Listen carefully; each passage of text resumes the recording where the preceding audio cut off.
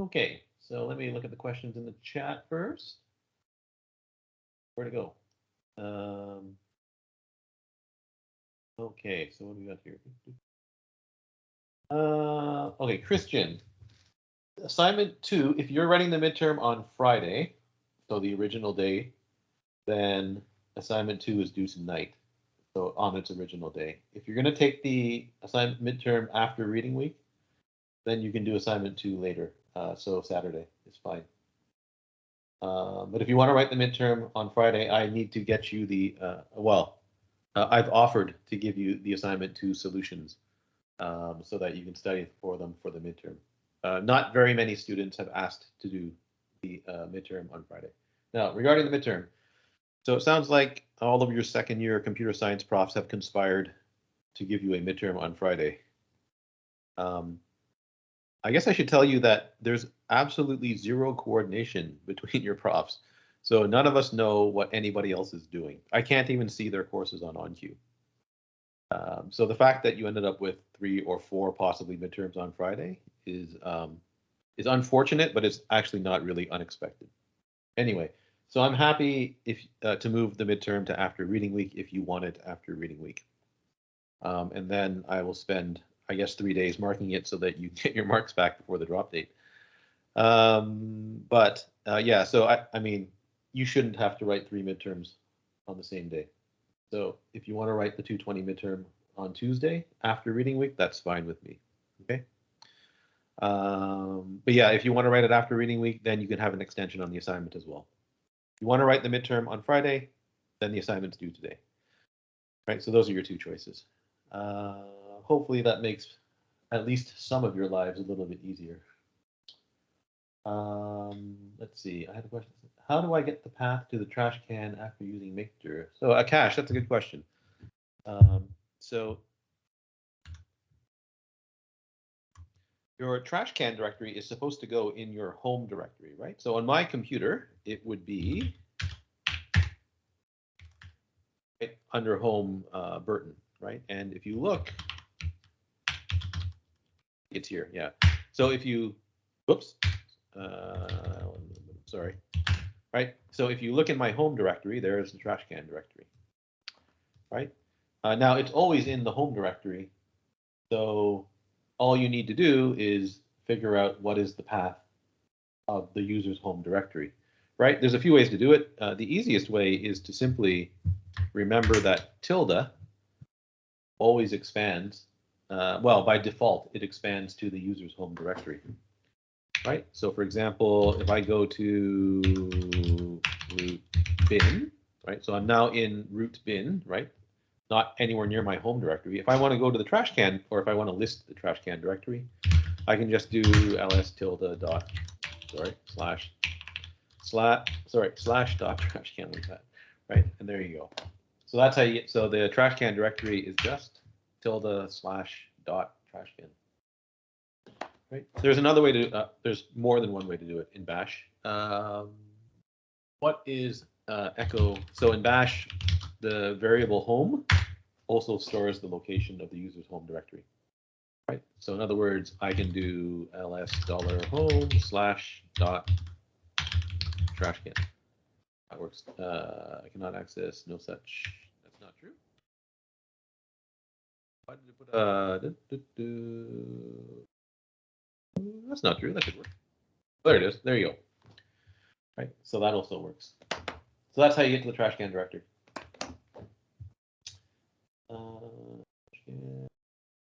How do I get user? Okay, I hope that answers your question, Akash. Used in return? No, it's not in person, Dallas.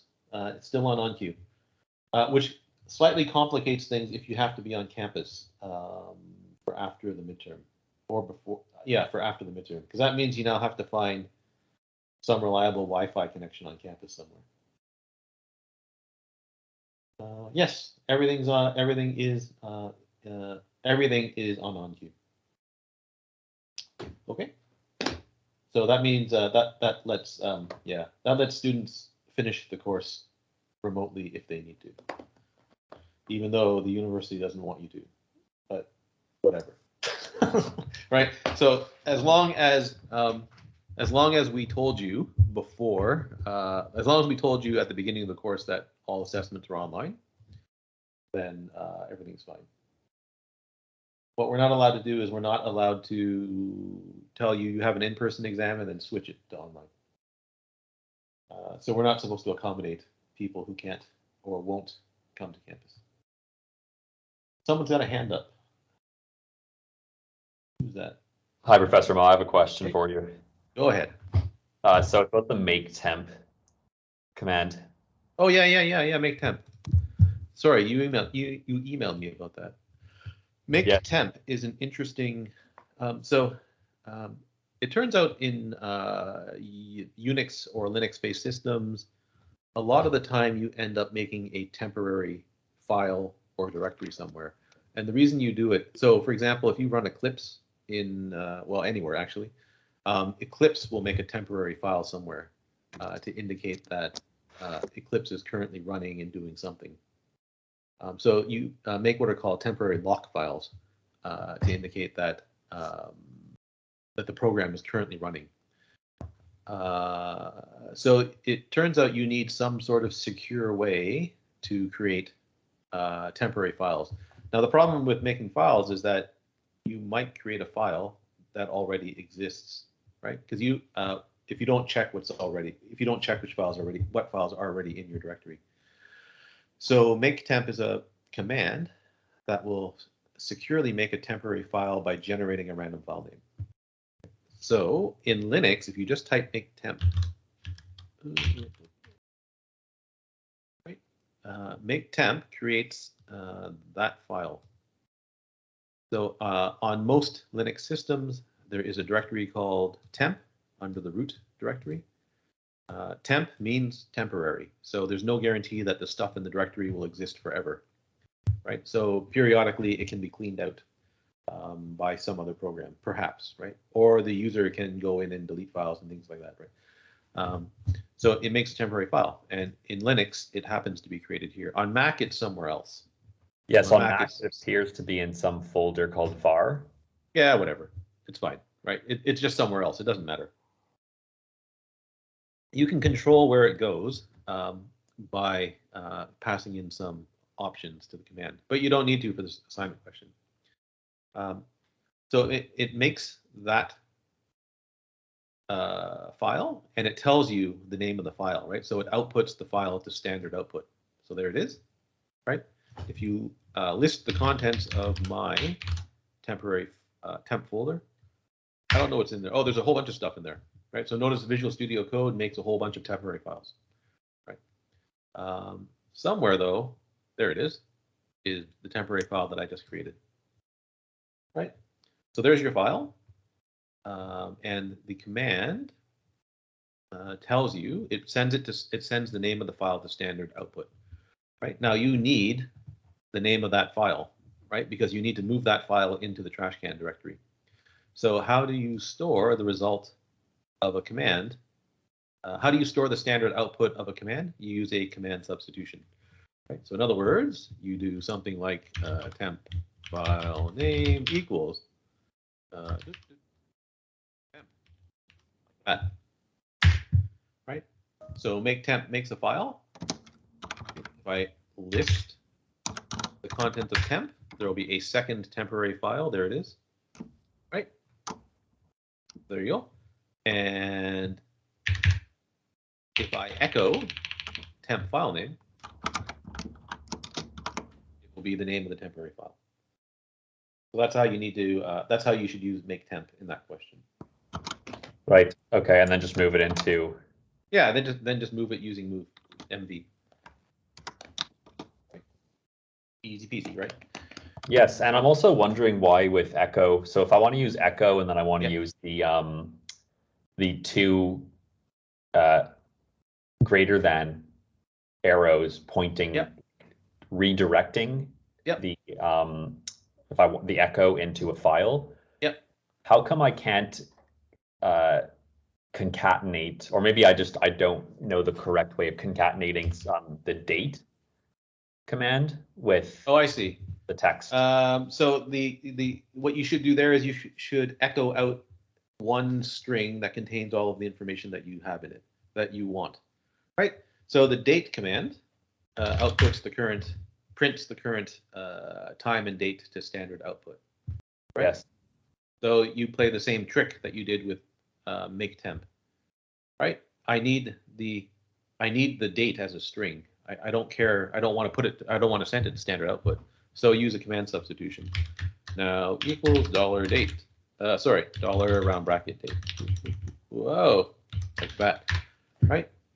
Yes, now, I've done that, and that's successful. But I was wondering if there was a more efficient way than just doing, like, for example, the message for the log file. I've done, you know, so that my variable name is first because that's the first logging or the creation of the log file. But I've done first equals $ brackets date, and then I've done first plus equals, and then typed in the string is the time of the first log.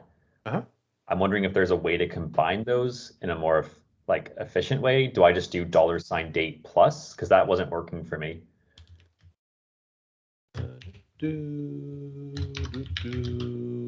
And then whatever else you want to concatenate to the string. Yeah, some random message. Random message. This works. Oh, I don't need a plus sign. Oh no, you don't need everything in Bash is a string. Oh, okay. So if you stick two strings beside each other, they automatically concat. Right. Okay. That's the way it works in Bash. Okay, and I could also use $ brackets date and then put the concatenated message within that equal to now. I'm just wondering with your now, yeah, yep. If I want to concatenate something to that, how would I? Oh. Yep. Everything is a string in Bash. Okay. Yeah. So yeah, you can automatically concat. You probably should double quote it like someone just said in the chat. Yeah, Jared just said, yeah, you probably should double quote it just to make sure that spacing and whatnot's preserved. Right. And for this question 4, like how do we identify, like, because obviously it's going to be tested on a different computer. How do we create the pathway for the users directory? For the user, you mean the home directory? Yes, the home directory or. Oh, yeah, so the home directory just use tilde. Okay. Tilde expands to the home directory on the current user. So for the TA, it'll expand to their home directory. Okay. Good. Yes, thank you. All right. Let's go to our lecture. Home works fine. Yeah, home should work fine too. $home. Yeah, $home stores the current user's home directory. Unless they've changed it for some reason. You can also change tilde. Actually, you can actually change what tilde points do. But I mean, don't worry about that. If someone's changing tilde or home, they're doing it for a good reason. Types. Okay, we're talking about C. So will all commands work on that? Yes. Yes, they should, because the first line of your Bash script is going to be hashtag $! bin bash. So it'll run on. So your script should be running using the Bash shell anyway on your Mac. Right. So it shouldn't be a problem, Akash. I'm getting a lot of email. All right. Types in C. So types in C. So you know what a type is, right? So you've all taken CISC 121, 124. You know that a type defines a set of values that an object can have and the operations that can be performed with the object, right? So you know that int is a type. What can you do with an int? Well, you can add and subtract and stuff like that, right? So all variables in C are typed, right? So just like Java. Now, the type names are a little bit different, and C has a lot more of them. Well, a lot. Yeah, C has variations of them. But for the most part, they behave like their Java equivalent. So let me just pull up a web browser if I can. Here we are. So if you follow that link right there, that takes you to this page here, which documents the different arithmetic types. So these are the numeric types that the C language has. And if you scroll down to this table, this actually lists all of them, right? But notice that many of them are equivalent to another type. So all of these in the left-hand column, so the first four, those are all the same way of saying short int. The next two, those are the same as saying unsigned short int. For int, you can say int signed with nothing or signed int. They all mean int, okay? So when you're picking your numeric types, use something, your integer numeric types, just use the middle column, right? Yes, the left-hand column is legal. Use the middle column. It's a lot easier for everybody. All right, so when you say int, you mean it's a signed int, right? When you say unsigned int, that's an unsigned int. Okay, so C, it's integer types.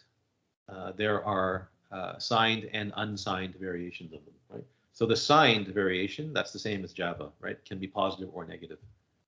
The unsigned variation is strictly non-negative.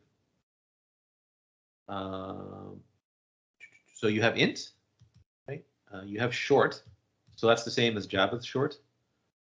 You have long. Technically, it's long int, right? But you can also say long. So you have long int, which is the same as Java's long, and you have, and then you have other types that Java doesn't have, right? So you've got long int, right? Which is, in principle, it can hold values. It might be able to hold values that are even bigger than Java's long. However, in practice, that's not the case. So I'll explain what these columns here mean in a second. So C is a bit funny. So the C programming language is meant to run on many different types of hardware, right? And it's a very old language now, right? But roughly 50 years old. So the amount of memory that's dedicated to a certain type changes depending on what computer architecture you're using, right? So way back in the 70s and 80s, and even into the 90s actually, an int on one computer would have a different size than an int on another computer, right? So it might have been 16 bits on one computer and it might have been 32 on another. It could even be as small as 8 bits, right? So that's one of the issues that the C language had to deal with. Its types don't have any, the size of its types, or the amount of memory that each type occupies was never set in stone, right? Unlike Java. So Java says an int is a 32-bit signed int, right? It says a long is a 64-bit signed long, right? C doesn't say that. So instead, what C says is that the size of each type has to have a minimum size, which is what this first column is telling you. Right? So the C standard says a short int must be at least 16 bits wide. Right? So it requires at least 16 bits of storage, right? An int must have at least 16 bits. A long must have at least 32. And a long must have at least 64. Okay. But notice it says at least. So that means only the order of the sizes are specified. The actual amount of size, the actual amount of memory required by each type is not specified. So different computer architectures can use different sizes for their values. Right. So for example, I forget what these all stand for. Here's an int that's 16 bits on one architecture, right? And it's 32 bits on all of the other architectures, right? These are your current 64-bit machines. These are your current 32-bit machines. Right. So the size of a type, of the numeric types, is not fixed by the language. Okay. Now notice long int. So that thing is in principle can hold values that are bigger than long, but in practice they don't. Right? So in practice, that's what a long int is on, what is LP64? Somewhere this thing tells you. Here we go. Unix or Unix-like systems, so Linux and Mac. Okay, so on a Linux computer with a 64-bit CPU, long is really 64 bits, right? But a long is also 64 bits. And that's just the way it is, right? So that's the way it works in C. Okay, now the floating point types are a little bit different. So the floating point types in Java correspond, sorry, the floating point types in C correspond to the floating point types in Java more or less, right? So you have float, which is the same as Java's float, and you have double, which on most architectures, float is the same as Java's float. On most computers, double is the same as Java's double. What else do I want to say about? I guess I should tell you about. No, we're going to talk about char later. Sorry. Okay. Now, if you want to know how much memory an object has, you can use sizeof. Right? So there's an operator called sizeof that will tell you how much memory a variable occupies. But you have to be careful when you use this. Okay. When you use sizeof, right, you cannot normally get the size of an array. Right? So in other words, there's sizeof will not reliably tell you the number of elements in an array. Right? So you have to be careful with this. I'll tell you when you can get the size of an array and when you can't. Right? But a very common mistake made by people is to use sizeof to get the size of an array. It doesn't normally work. The size is reported in units of the size char. So in other words, char takes up 1 unit of memory. Turns out it's usually 8 bits, but 1 unit of memory. And everything else is multiples of size char, right? So a float or an int might be 4, right? So 4 times the size of a char. So here's a little example that prints out the size of a bunch of different types. Right? Here's char.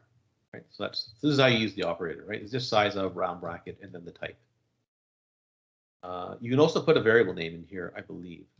Pretty sure you can put a variable name in here, and you can find out the size that's allocated to that variable. So size of char, that's 1. Bool, which is funny. I'll describe this in a second. This is C's version of Boolean.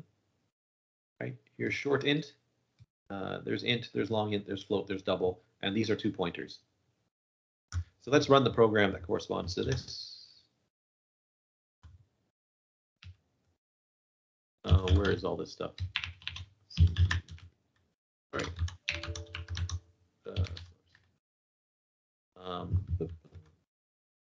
And Visual Studio Code is here. So the program is called sizeof. It's already compiled, so I'm just going to run it. So when you run the program, it tells you, right? So a char occupies 1 unit of memory, probably 8 bits. Bool is also 1 unit of memory. A short is 2, an int is 4, long int is 8. Right? A float is 4, a double is 8. Right? So on my computer, that's 64 bits, that's 32 bits, that's 16 bits, that's 8 bits. On your Mac, it's almost certainly the same. And on your Windows machine, it's probably the same if you're running Linux. Notice the 2 pointer types, right? So these are pointer to char and pointer to double, right? It doesn't tell you how much memory this pointer points to. Sizeof is telling you how much memory is needed to store a pointer, right? Or how much memory is needed to store a memory address. Okay. So it turns out all the pointer types have the same size, right? To store a memory address, on my computer, it's always 8 times the size of char, right? 64 bits, right? So on my computer, it's 64-bit pointers. So that's what sizeof does. Okay, so the Boolean types in C. Now, historically, C didn't have a dedicated Boolean type. It used the integer values 0 to indicate false, and any other non-zero value to indicate true. So 0 or not 0. A lot of the time they would use 1 to indicate true, but 1's not 0, so that's fine, right? So C99 introduced a dedicated Boolean type. Right? Now, because they're bringing in a new type into the language, it has a funny name. So new features that are brought into the language often begin with an underscore or end with an underscore or something like that. So the Boolean type underscore big B bool is the type that corresponds to a Java Boolean. Right? But it still works interchangeably with the old style 0, not 0 for false and true. Right? So in other words, if you assign any non-zero value to an underscore bool, right, then that value gets converted to 1. And so that indicates true. Right?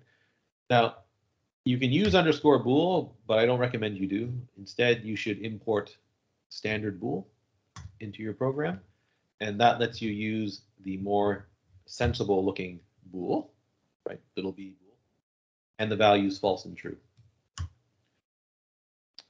So that now looks a lot like Java, except this is bool instead of Boolean. Right? So import that or include that, and then write that and that and that. Right?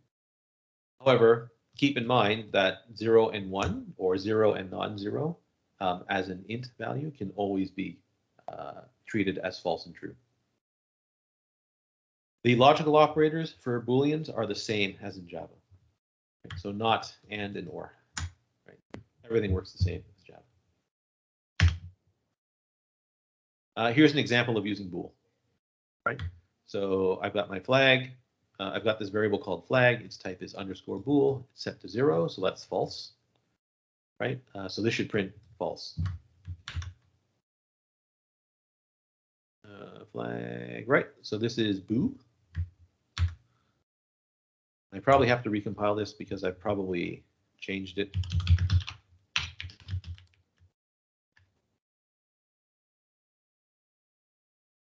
Now 1 is the normal value that we would use to indicate true. So if I change the flag to 1 and recompile and then rerun, I'm going to get true. But if you use any non-zero value here,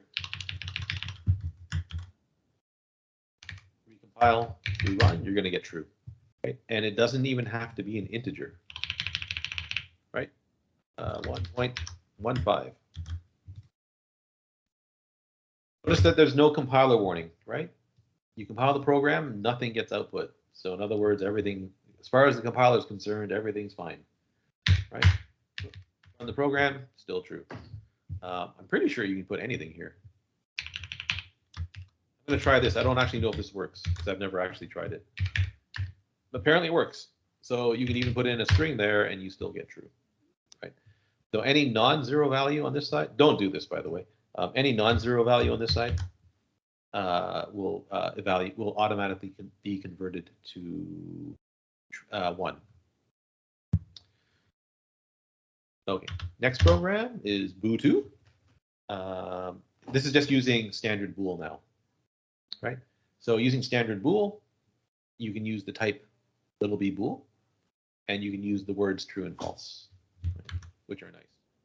I'm pretty sure, though, you have to be a bit careful when you do this. So there we go. Do you get true? Oh, wait. Cat boo2c. Here we go. Okay. So, here, I've already done it here. So again, it turns out that the name bool isn't actually a type in C. Right? So it turns out that bool is something called a type def. So in other words, it's just an alias for the type underscore big bool. So it behaves exactly the same as underscore big bool. right? If you put in any non-zero value here, it evaluates to true, right? If you put in true, it evaluates to true, right? You put in false, it evaluates to false. You put in 0, it evaluates to false. If you put in a number that's equal to 0, it evaluates to false. I use 0.0, which is a double, right? And recompile. But it's still false. It's false. Right. So bool is it's lying to you. If you think it's a type, it's actually lying to you, right? It's not really its own. It's not really a type. It's just the name for the type underscore bool. Now so in Java or Python, if you print out a Boolean value, you get true and false, which is kind of nice, right? In C, unfortunately, you get 0 or 1, which is less nice because it's less obvious that you're printing out a Boolean value. So if you want to print out a Boolean value, then you're stuck printing out 0s and 1 unless you unless you do something a little bit extra. Right? If I want to print the flag using printf, right, I have to. This is a conversion string, right? Remember? So some string %d means convert the first argument after the conversion string using an integer conversion, right? So treat this as an integer value. So you're going to get in this case 1, right? \n means new line. Right. You can use D, I, or U in this case. I'll explain what those mean in just a second. So here's, this is a slightly more complicated program. Let me comment out these lines, and we'll come back. So we got true. This should print. Okay, this should print out 1.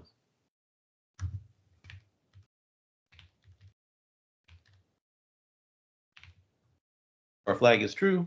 When I print the flag using, in this case, %u, I'm going to get 1.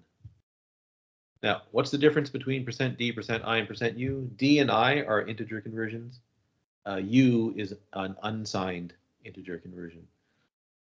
Right. So, so remember the difference between an int and an unsigned int is just that the unsigned ints are never negative.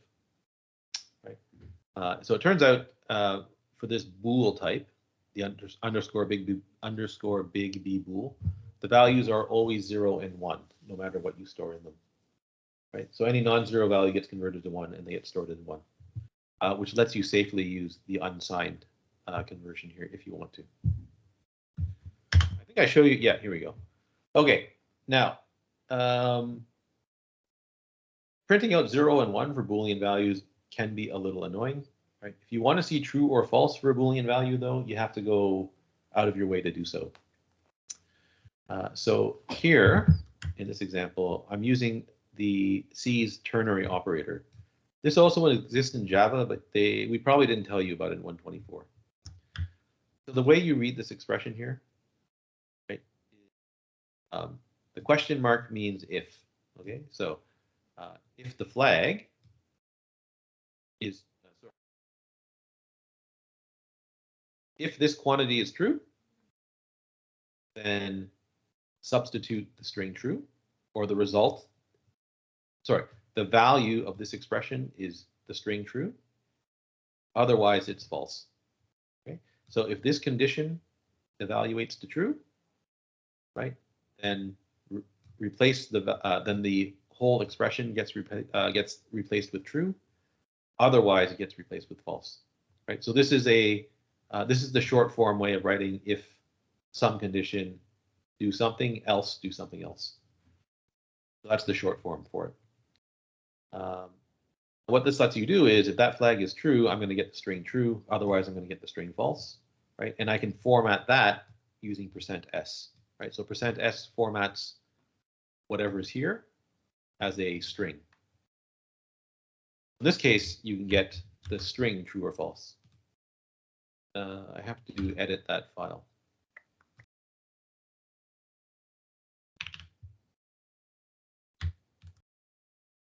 Right. So when I include that line and recompile my program and run the program, now I get the string true. Right. And if I change the flag to false, or let's do 0, recompile and rerun, right? Now you get the string false, right? So you have to go out of your way to get printf to print true or false, which is a bit annoying.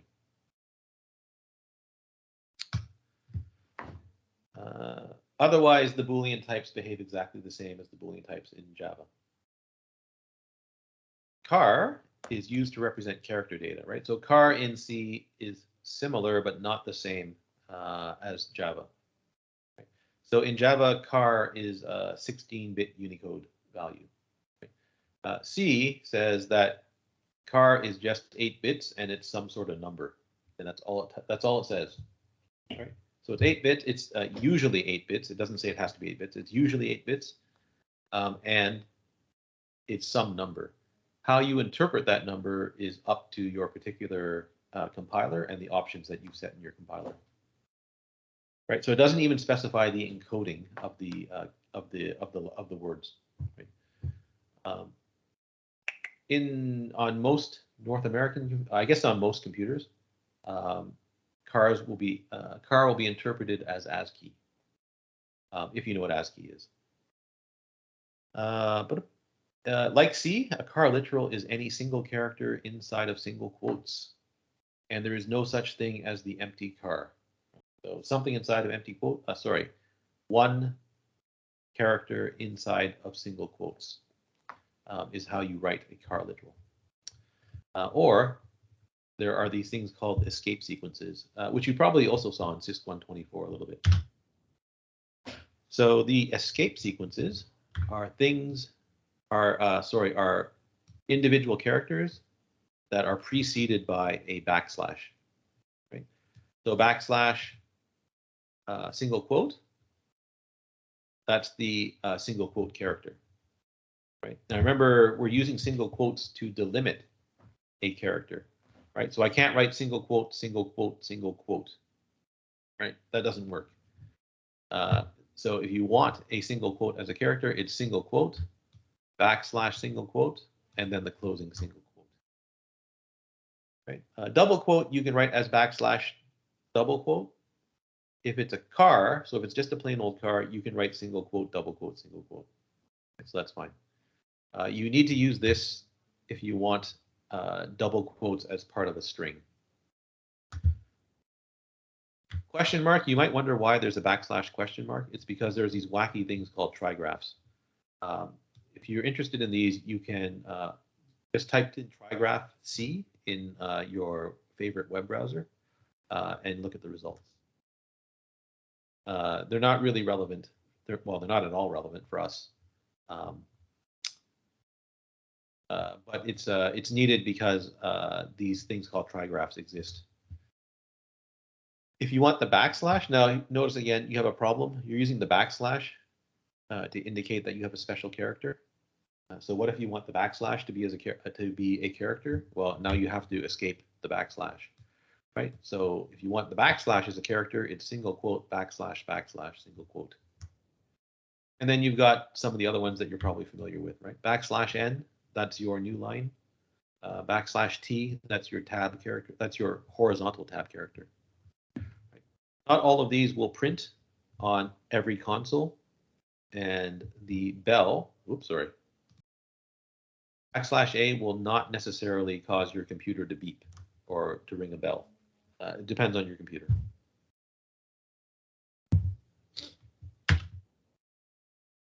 C has integer enumerations, but it doesn't have the nice enumerations that Java has.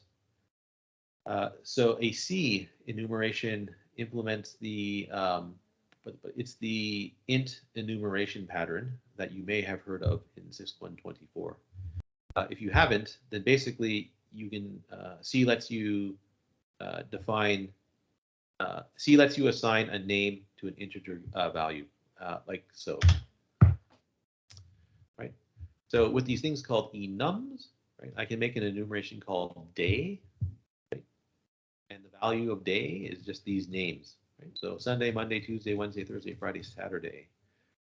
Example, the number 0 corresponds to Sunday, the number 1 corresponds to Monday, 2 for Tuesday, all the way through 6 for Saturday. So if you write something like, now enum day, that's the type, right? So enum and day is the full name of the type. So enum day type, D is my variable, right? I can set that equal to Sunday, for example, right? You can also use the value 0 here, and that also works. So compass directions, right? I've got north is the integer value 0, east is the integer value 90, south is the integer value 180, and west is the integer value 270. And so to use that thing there, right, you can write enum compass, name of a variable, right? And that's equal to 1 of the enumeration constants. Finally, for the months, so if you specify only the first value, right, so January equals 1, then all of the other values are 1 plus the previous value.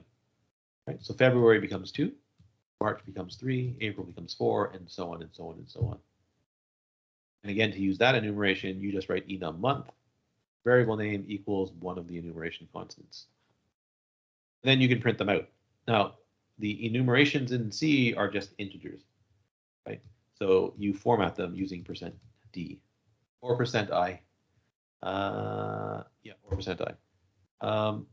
I don't recall if you're allowed to set a minus value, a negative integer value for an enumeration.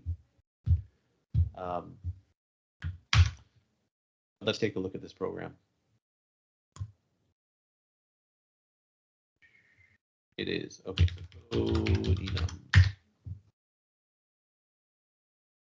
so here we go. I guess if we run this, we get D is 0, so it's Sunday, right? Yeah. Direction is 180 or south, right, which is 180. And the month is 10, which is October, right? 1, 2, 3, 4, 5, 6, 7, 8, 9, and 10. Now in this program here, that thing there, right? You don't have to set it to one of these constants here. I don't believe anyway. So we write 1 and then recompile.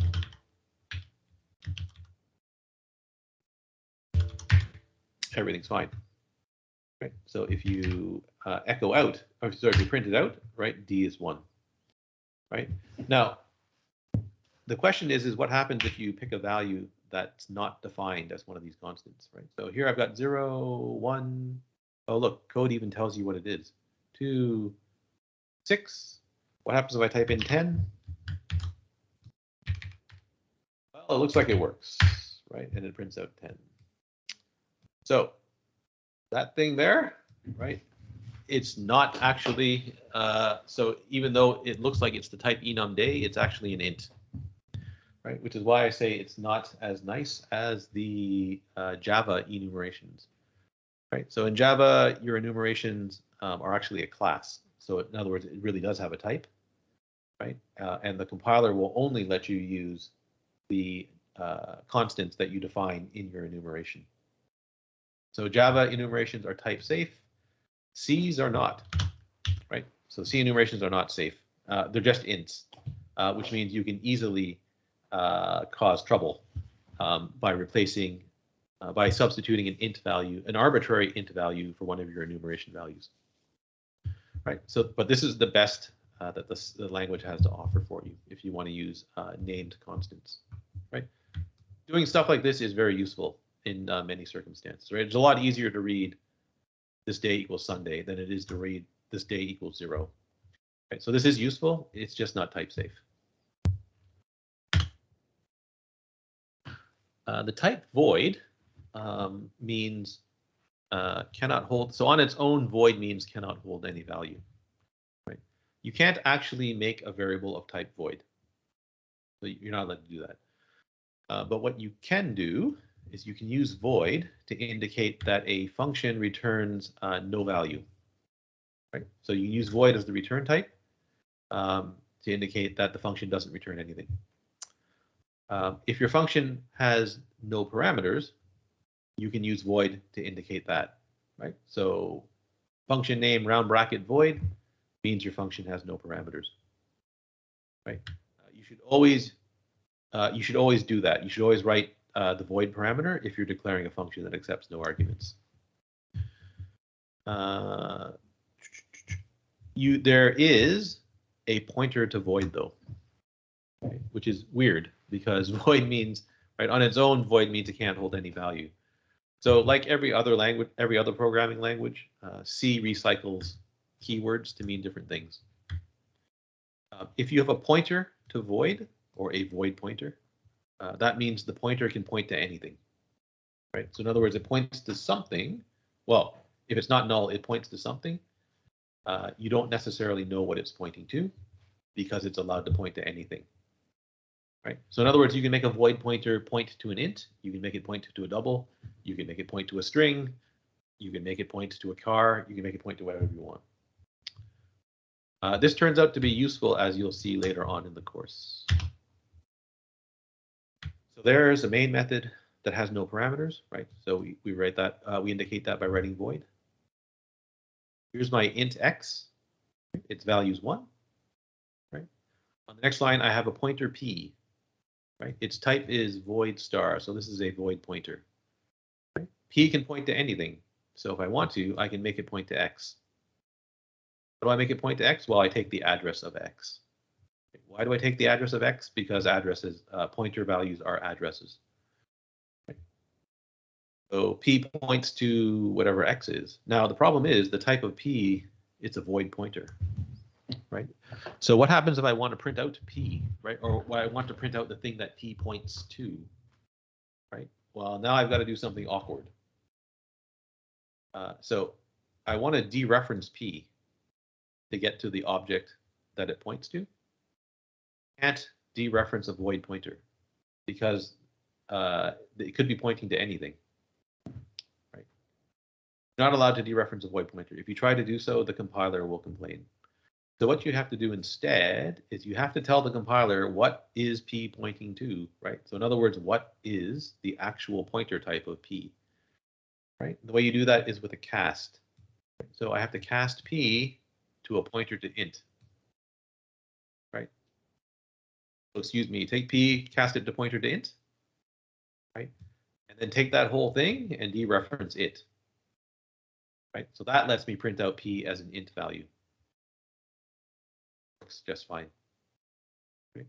I can then make a variable, a double variable y, whose value is 2.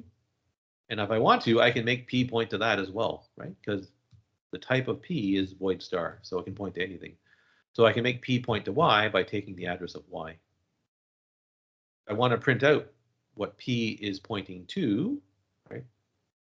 Void pointer, so I can't dereference it immediately. I have to cast first. Right? So I have to tell the compiler, hey, p is pointing to a double, right? So in other words, p is a pointer to a double value, and then I can dereference that pointer. Right? So that dereferences everything that's inside here.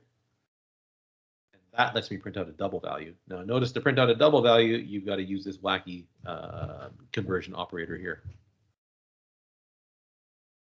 So using printf, if you want to print out a double value, if you want to print out a float value, it's just %f. Right? If you want to print out a double value, it's %lf. L for long, right? So long float. So that's how you print out a double. There should be a program here that corresponds to this. But to be honest, I don't know which one it is. Oh, wait, is that going to work? Apparently it's this one. Okay, so there's our program there. It's already compiled, so it should just print out 1 and 2.0. Also notice how that's, so let me back up one step. If you just write %f, the compiler should complain.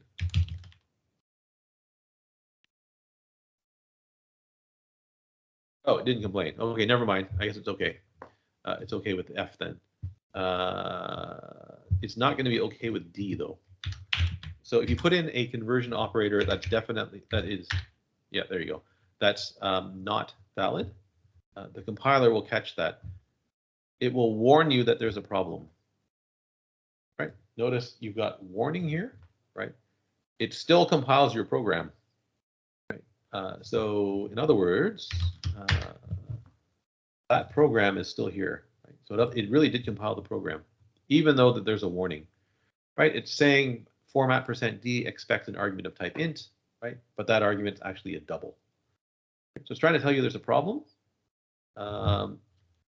If you run your program, something bizarre happens. Right? You get some strange number that gets printed out. Right? So the program still compiles, it just doesn't behave the way you expect it to. What's going on here is that printf is taking, you told it was a pointer to double, but you're asking it to format it as an int. So it's trying to interpret whatever bits are here as an int value instead, and that's the number it comes up with. That's probably not what you wanted to do, right? So if you use an incorrect conversion operator here, you get a warning. Program still compiles and it still runs. Probably doesn't do what you want. Right? So be a little bit careful when you use the conversion operators. The conversion, when you're writing your conversion string. Oh, wait, we're over time. So I guess I should stop there. And we'll talk about arrays, I guess. You guys want a lecture on Friday? Hands up, who wants a lecture? Or would you prefer to have the day off? I guess there's going to be 2 days off in this case. We better do a lecture on Friday. I'm going to do a lecture on Friday. I guess if you're writing the midterm on Friday, you'll have to watch the recording. Because I think most people are going to write the midterm after reading week. So we'll do a lecture on Friday where we'll talk about arrays. Anybody have any questions about the lecture today? I have a question about the assignment. Okay, so hang on a second. See if we can. Is Aiden here too? Aiden, are you? You are here. Okay, good. Okay, if there's no lecture questions, I will end the recording here. And